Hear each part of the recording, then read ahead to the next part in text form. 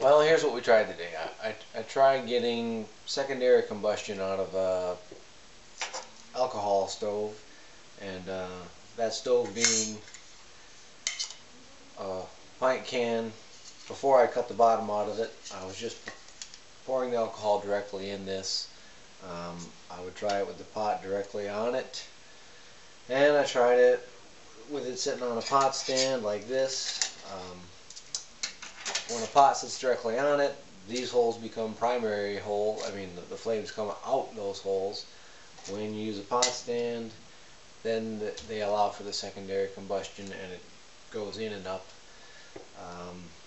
The little propeller thing didn't really make a difference effectively for anything. It worked better before I cut the bottom out of this can and was using this can solely as a stove. I tried using this as the stove, if you will, and then this over the top of it to try the secondary nature again. No, certainly, I think it was better actually before I cut the bottom off. This didn't work so well. And then lastly, using my wood burning stove, which has effectively one of these inside. With this just sitting inside of it, it was doing nothing. I mean, it was burning, but it wasn't doing anything too spectacular. When I then installed this propeller down inside of there on the bottom, that would sit just above the flame, or the flames, then it would sort of leap into action, and the secondary holes would come into play there, and that worked sufficiently well. We'll cut to the actual videos of the various flame patterns, but long story short, this is not a good idea as a standalone alcohol stove type system. That thing underneath this as a secondary to my wood burner is not terrible, but just carrying around a giant, not too great alcohol stove is not the answer. So that's what I found.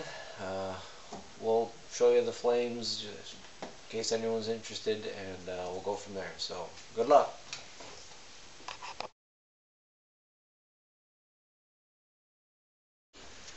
There's a little propeller sort of thing installed in there, and it's just a pint, or a pint can, various holes drilled in it, and 1.5 ounces of alcohol. Here we go. So that's a decent boil. It was going at we'll call it 5 minutes and 15 seconds is when we had that, and I put the water on after lighting the fire after 30 seconds. So that's about 4:45. Not bad for that. And we'll just let it go and see how long she'll burn on 1.5 ounces. Same stove, just no propeller installed, to see what sort of difference that makes, if any. Although it's very difficult to see, without the propeller installed, it definitely burns differently. I've got 2 rows of holes there, and with the prop installed, the upper row typically doesn't have anything coming out of it. And now the whole thing sort of has these lazy flames coming out of it. So it'll be interesting to see how big of a difference that makes.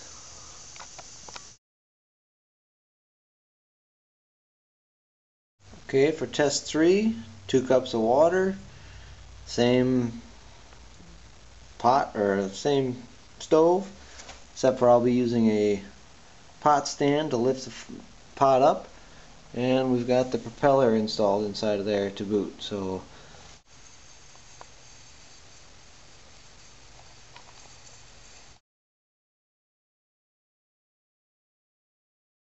for this next series of tests, we've got just the bottom of a can of vegetables with It's about 1 inch tall, I guess, and I have 1.5 ounces of alcohol in it. I've cut the bottom out of this guy, so we'll just set it over it and use it as the pot stand. See what happens. Again, 2 cups of water, outside air temp, 25-ish. At the end of the day, I don't suspect that this will have any vast advantage over the can when I had the bottom in it. I guess my thinking here is, with a separate tin of fuel, you could conceivably remove your pot, take off this thing with all the holes in it, put on some sort of simmer device to knock back the flames a little bit, and maybe simmer something for a while, but well, that remains to be seen. And in fact, the functionality of this entire project is questionable.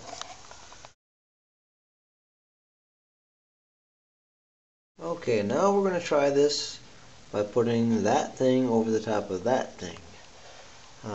This thing being my thermojet, Mighty Light or whatever the heck it's called. We'll see if that's even a good idea. Alright, well, with the thermojet thing in there, the flames are coming out of these holes a little bit. It's been 8 minutes and 20 seconds since I lit it.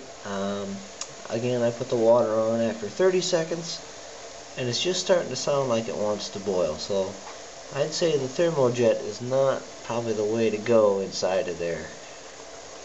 Actually, none of this is probably the way to go. Almost any alcohol stove would probably be a better idea than what I got going here.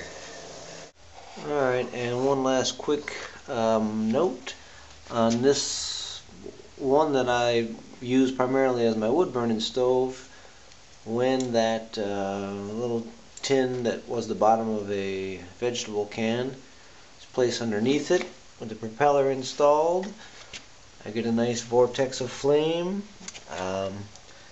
I did tweak the shapes of my secondary holes a little bit the other day, and they're starting to trying to impart a little bit of a spiral into the flame as well.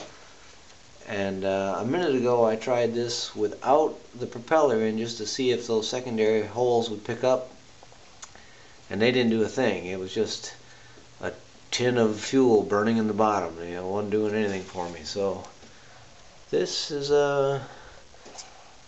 actually not too shabby. Certainly as a standalone alcohol stove, this is a pretty bulky setup, but as a backup to my wood burning stove, not so terrible. So there it is, the full setup on lockdown, with windscreens and the whole stroke in place.